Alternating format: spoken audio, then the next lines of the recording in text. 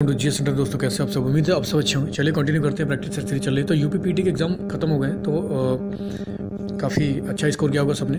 तो आने वाले समय में बहुत सारी वैकेंसीज होंगी 2024 में, तो यूपी पीटी बहुत ज़्यादा रिलेटेड होने वाला है उससे। ठीक है, तो ध्यान चलिए कंटिन्यू रखते हैं हम प्रैक्टिस सीरीज, क्योंकि आने वाले समय में बहुत सारे एग्जाम्स आने वाले हैं। यूपी पुलिस वगैरह के एग्जाम्स होने वाले हैं। तो चलिए देखते हैं, पहला कंटिन्यू करते हैं। तो आने वाले एग्जाम्स जो भी हैं, यूपी पुलिस के एग्जाम है, दिल्ली पुलिस के एग्जाम है, SSGD एयरफोर्स और यूपी PCS वनडे एग्जाम, जितने भी इंपॉर्टेंट हैं, जितने भी रिलेटेड एग्जाम्स हैं, उनके लिए काफ़ी इंपॉर्टेंट होने वाला है, इसलिए ध्यान रखिए।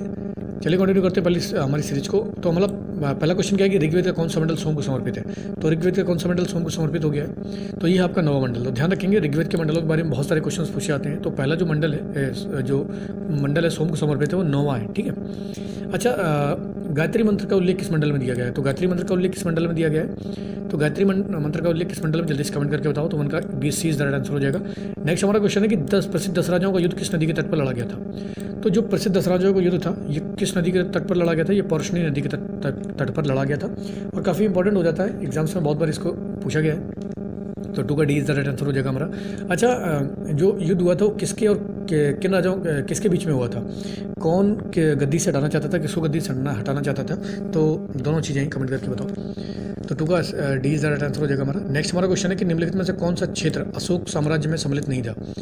तो अशोक का जो क्षेत्र था, कौन सा क्षेत्र साम्राज्य नहीं था, अशोक के साम्राज्य में शामिल नहीं था? तो अफगानिस्तान तो था, बिहार तो मगध इंपॉर्टेंट था, कलिंग भी उसने विजय कर लिया था। अच्छा, कलिंग पर विजय कब प्राप्त की थी, कमेंट करो। तो श्रीलंका जो था ना, श्रीलंका अशोक के साम्राज्य में नहीं था, बल्कि अशोक ने श्रीलंका में बुद्ध धर्म के प्रचार के लिए किसको भेजा था? जल्दी कमेंट करके बताओ इसको। ठीक है। नेक्स्ट हमारा क्वेश्चन है कि गुप्त युग में भूमि राजस्व की दर क्या थी? तो गुप्त युग में जो भूमि राजस्व की दर थी, वो थी आपका उपज का चौथा भाग। तो गुप्त काल में जो आपका टैक्स लिया जाता था, भूमि टैक्स, लैंड टैक्स लिया जाता था, वो जितना भी उपज होता था ना, उसका 1/4 भाग लिया जाता था। इसको ध्यान रखेंगे। ठीक है। अगला हमारा क्वेश्चन है कि तबकात ए नासिरी। तो तबकात ए नासिरी का लेखक कौन है? तो तबकात ए नासिरी के लेखक है कौन? ये आपके मिनहाज उस सिराज। तो मिनहाज उस सिराज जो है तबकात ए नासिरी के लेखक है, ध्यान रखेंगे। अच्छा, बर्नी की एक प्रसिद्ध कृति के बारे में बताइए। तो बर्नी की एक प्रसिद्ध कृति के बारे में बताइए। ठीक है। तो 5 का C इज राइट आंसर हो जाएगा हमारा।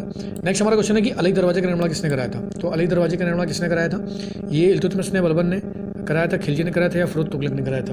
तो अली दरवाजे का निर्माण अलाउद्दीन खिलजी ने कराया था। किसने? अलाउद्दीन खिलजी ने। तो 6 का C इज राइट आंसर हो जाएगा, ध्यान रखेंगे इसको। ठीक है। अंग्रेजों ने श्रीरंगपट्टम की संधि किसके साथ की थी? तो अंग्रेजों ने श्रीरंगपट्टम की संधि किसके साथ की थी? तो हैदर अली के साथ, डुप्ले के साथ, टीपू सुल्तान के साथ, या अनंतराज के साथ? तो अंग्रेजों ने संधि करी थी वो टीपू सुल्तान के साथ करी थी, श्रीरंगपट्टम की संधि। और ये मैसूर युद्ध है, आंग्ल मैसूर युद्ध है। 4 युद्ध हुए थे, और चारों के चारों युद्ध जो हुए थे, उसमें 4 प्रमुख संधियाँ हुई थी। कितनी संधियाँ हुई थी? 4 प्रमुख संधियाँ हुई थी, और ये पहली, दूसरी, तीसरी। अच्छा, 3 प्रमुख संधियाँ हुई थी। चौथा जो आंग्ल मैसूर युद्ध हुआ था, उसमें तो टीपू सुल्तान मारे गए थे। तो इसलिए 3 जो हुई थी संधियाँ, उन संधियों के नाम कमेंट करके बताओ। तो 7 का C is the right answer हो जाएगा हमारा। नेक्स्ट हमारा क्वेश्चन है 1857 के विद्रोह का नेतृत्व दिल्ली में किसने किया था? तो दिल्ली में जो नेतृत्व किया गया था 1857 के विद्रोह का, ये किसने किया था? ये बहादुर शाह जफर ने किया था। तात्या टोपे ने कहाँ पर किया था, और खान बहादुर खान ने कहाँ पर किया था? जल्दी से कमेंट करके बताओ कि इन दोनों ने कहाँ किया था। 8 का D is the right answer हो जाएगा हमारा। नेक्स्ट हमारा क्वेश्चन है कि 1905 में बंगाल विभाजन किस वायसराय के समय हुआ था? तो बंगाल जो विभाजन हुआ था, किस वायसराय के हुआ था? ये कर्जन के समय हुआ था। किसके समय हुआ था? कर्जन के समय बंगाल का विभाजन हुआ था, 1905 में हुआ था। तो 9 का B is the right answer हो जाएगा हमारा। नेक्स्ट हमारा क्वेश्चन है कि प्रथम मगध साम्राज्य का उत्कर्ष किस शताब्दी में माना जाता है? तो मगध साम्राज्य का जो उत्कर्ष है वो 6वीं शताब्दी में माना जाता है। तो मगध साम्राज्य कब आया था? महाजनपदों के बाद। महाजनपदों में आपके कितने महाजनपद आए थे? 16 महाजनपद, जिसमें कुछ राजतंत्र थे और 14 राजतंत्र थे, 2 लोकतंत्र थे। उसके बाद 4 प्रमुख जो साम्राज्य निकल के आते हैं, उन चारों को हराने के बाद, तीनों को हराने के बाद मगध साम्राज्य सबसे विशाल हो गया था।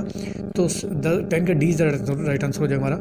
नेक्स्ट हमारा क्वेश्चन है कि पाटलिपुत्र को किस शासक ने सर्वप्रथम अपनी राजधानी बनाया था? तो पाटलिपुत्र को जो पहले राजधानी बनाया था, किसने बनाया था? चंद्रगुप्त मौर्य ने बनाया था, ध्यान रखेंगे इसको। 11 का A इज राइट आंसर हो जाएगा हमारा। तो 11 का A इज राइट आंसर हो जाएगा कि पाटलिपुत्र को सर्वप्रथम अपने शासक ने अपनी राजधानी बनाया था, तो चंद्रगुप्त मौर्य ने। ठीक है। नेक्स्ट हमारा क्वेश्चन है कि नालंदा विश्वविद्यालय किस लिए प्रसिद्ध था? तो नालंदा विश्वविद्यालय में किस लिए प्रसिद्ध था? ये आपका ये चिकित्सा विज्ञान के लिए, तत्संगत के लिए, रासायनिक विज्ञान के लिए, बौद्ध धर्म के दर्शन के लिए। तो जो नालंदा विश्वविद्यालय था, ये बौद्ध धर्म दर्शन के लिए प्रसिद्ध था, तो ध्यान रखेंगे इसको। ठीक है। 12 का D इज राइट आंसर हो जाएगा। तो 12 का D इज राइट आंसर हो जाएगा हमारा कि किस लिए प्रसिद्ध है। ठीक है। नेक्स्ट हम क्वेश्चन देखते हैं कि बिहार के किस नेता ने महात्मा गांधी के साथ किसान आंदोलन का नेतृत्व किया था? तो बिहार के किस नेता ने किया था? तो ये रामचंद्र है, राजेंद्र प्रसाद हैं, राजकुमार शुक्ल हैं या कुंवर सिंह हैं। तो ये जो थे ना, ये राजकुमार शुक्ल थे। तो राजकुमार शुक्ल गांधी जी को बुलाने आए थे कि वहाँ पर टैक्सेशन को कम कराने के लिए। फिर बाद में उन्होंने वहाँ पर गांधी जी के साथ कंधे से कंधे मिलाकर चले और उन्होंने वहाँ पर टैक्स को कम कराया। तो गांधी जी के साथ जो चंपारण में भी हुआ था, चंपारण आंदोलन, ठीक है। तो 13 का, अच्छा चंपारण कब हुआ था, खेड़ा कब, कहाँ हुआ था, खेड़ा कब हुआ था, जल्दी कमेंट करके बताओ। 13 का सी राइट आंसर हो जाएगा हमारा। अगला हमारा क्वेश्चन है कि भारतीय राजनीति में 1947 के बाद किस महिला ने सर्वाधिक योगदान दिया था। तो 1947 के बाद कौन सी महिला थी, अरुणा आसफ अली।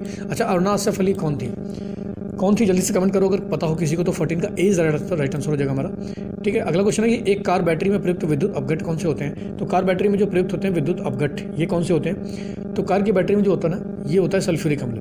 कौन सा होता है, सल्फ्यूरिक अम्ल होता है, ठीक है। हाइड्रोक्लोरिक अम्ल कहाँ पर होता है, हाइड्रोक्लोरिक अम्ल कहाँ पाया जाता है, जल्दी से कमेंट करो। तो 15 का 20 राइट आंसर हो जाएगा हमारा। नेक्स्ट हमारा क्वेश्चन है दूध किसका उदाहरण है। तो एग्जाम में बहुत बार इसको डाल दिया गया कि दूध किसका उदाहरण होता है। तो दूध क्या है आपका, दूध है इमल्सन, दूध है आपका इमल्सन। तो 16 का सी राइट आंसर हो जाएगा हमारा कि दूध क्या है, इमल्सन है। तो 16 का सी, कोलाइड नहीं है, विलयन नहीं है, वायु विलय नहीं है, ये क्या है, इमल्सन है। अगला हमारा क्वेश्चन, निम्नलिखित में से कौन सी गैस ओजोन परत के अवक्षय के कारण उत्तरदायी है। तो ओजोन गैस का जो क्षरण होता है किस कारण से होता है, CFC, क्लोरोफ्लोरोकार्बन। तो क्लोरोफ्लोरोकार्बन की मात्रा अधिक मात्रा होने से क्या होता है, ओजोन गैस में क्षरण उत्पन्न हो जाता है। तो उसको भी ध्यान रखेंगे। तो 17 का डी राइट आंसर हो जाएगा हमारा, CFC, ठीक है।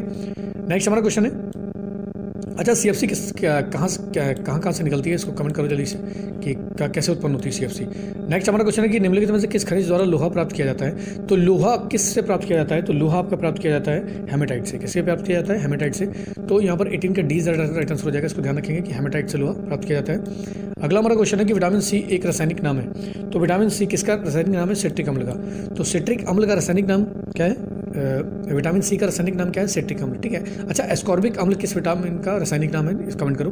तो 19 का 20 राइट आंसर हो जाएगा हमारा। अगला हमारा क्वेश्चन है कि निम्नलिखित में कौन सा अम्ल सिरके में उपस्थित होता है। तो सिरके में कौन सा अम्ल उपस्थित होता है, ये होता है आपका कौन सा, नहीं सॉरी यहाँ पर थोड़ा सा करेक्ट करते हैं इसको कि विटामिन सी का जो रासायनिक नाम है वो एस्कॉर्बिक एसिड है, ये सिट्रिक नहीं है, ठीक है। तो 19 का ए राइट आंसर हो जाएगा हमारा। नेक्स्ट हम देखते हैं कि सिरके में कौन सा उपस्थित होता है। तो एसिटिक उपस्थित होता है, कौन सा, एसिटिक। तो 20 का 20 राइट आंसर हो जाएगा हमारा। और लास्ट क्वेश्चन हमारा क्या है कि निम्नलिखित में से किसमें कार्बन नहीं है। तो हीरा है, ग्रेफाइट, कोयला। तो तीनों के तीनों में ही कार्बन है। तो ऑप्शन क्या हो जाएगा आपका, इनमें से कोई नहीं, ठीक है। तो तीनों के तीनों में ही क्या पाया जाता है, कार्बन पाया जाता है। तो उसको ध्यान रखेंगे कि इनमें से कोई नहीं क्या हो जाएगा, हमारा राइट आंसर हो जाएगा।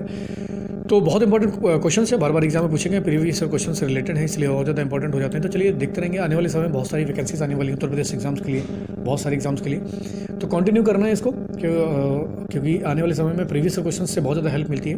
तो चलिए लगातार पढ़ेगी, जो लगातार मेहनत की, आज के लिए इतना होता है। जय हिंद।